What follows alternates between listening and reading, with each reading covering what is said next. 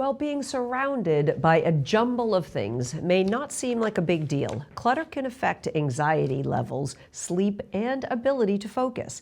Whether it's caused by holding onto items strictly for sentimental reasons, procrastination, leading to too much stuff in your home, or getting ready for a move, sorting through and removing clutter can be a challenge. Ashley Morin sat down with Paul Hughes, who facilitates the Clutter Support Group through the Council on Aging, to learn more about the benefits of working together and some tips on conquering the chaos of items at home.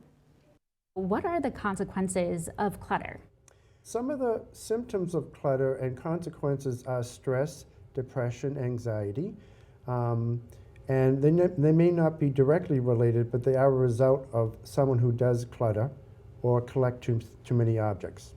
You facilitate a support group at the Center at the Heights. Can you tell me about that support group? We've been meeting for many, many years, and it's a support group for people who have problems with either hoarding, cluttering, or procrastinating, difficulty making decisions, deciding what to keep and what to give away or donate.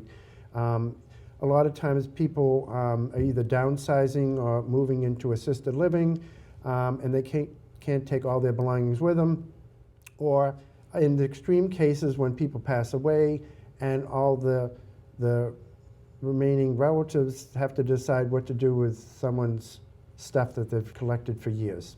We used to meet in person, but Zoom meetings are actually ideal because the number of attendees have grown since we've been on Zoom, because people can come from their own homes. And which is actually ideal is because they can actually work on their own space and help declutter, help each other, support each other, and actually work in your own space rather than bring items into the center and try to sort items in person. So it's actually ideal to do it on a Zoom meeting.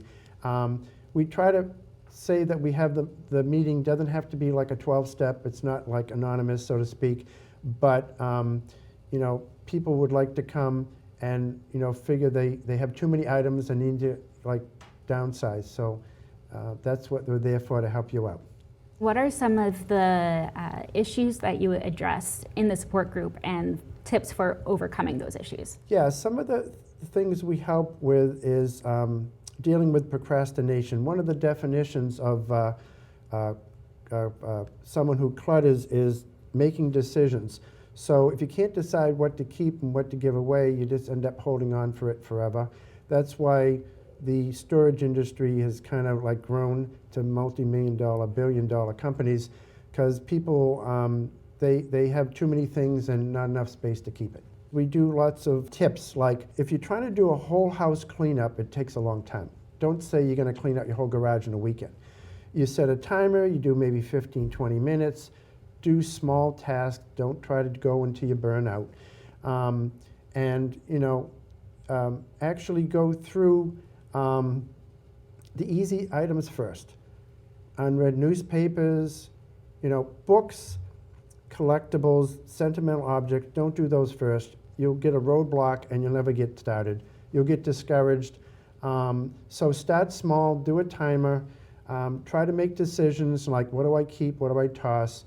I mean, there are other categories like donate and sell, which a lot of people say, oh, I have this great antique item, and you go to like an antique store or consignment shop or clothes, people think, oh, it's going to be worth a lot, and you're not going to get anything for it. So that's when you got to learn to let things go. Thank you very much for coming in today. We definitely learned a lot and enjoyed speaking with you. Okay, thank you very much for having me.